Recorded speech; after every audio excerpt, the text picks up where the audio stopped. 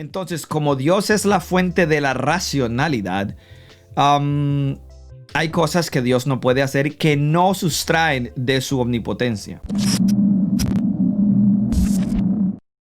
Con respecto a la omnipotencia de Dios, ¿por qué Él no puede crear un triángulo de 4 lados o un círculo cuadrado? Una de las cosas que nosotros tenemos claras desde que hacemos prolegómena, desde que hacemos teología sistemática, desde que hacemos teología propia o theology proper, es saber los atributos de Dios. Y uno de los atributos de Dios es omnipotencia, y también uno de los atributos que posee Dios es el atributo de ser la fuente de la lógica, la fuente de todo lo que es racional, o la fuente de la racionalidad. Amén. Entonces, como Dios es la fuente de la racionalidad, hay cosas que Dios no puede hacer que no sustraen de su omnipotencia. Una de las cosas que hace que Dios sea el ser que es el hecho de que Dios no puede mentir. Esto no viola su omnipotencia porque la mentira es pecado. Va en contra de la naturaleza de Dios, y Dios no puede ir en contra de su propia naturaleza porque esto sería algo ilógico.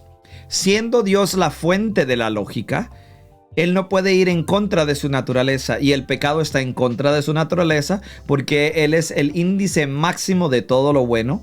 Por eso es omnibenevolente, y entonces Dios no puede violar su propia naturaleza. Un triángulo cuadrado, ok, o sea, no solo suena a una completa tontería lingüísticamente, pero metafísicamente es imposible porque es una contradicción lógica, ¿ok? Y esto no sustrae o no le resta a Dios en su característica de omnipotencia. Y tampoco, por ejemplo, hacer un círculo cuadrado. Por definición, estas cosas tienen cierta composición que es cierto por definición. Entonces, Dios no puede ir en contra de su propia naturaleza.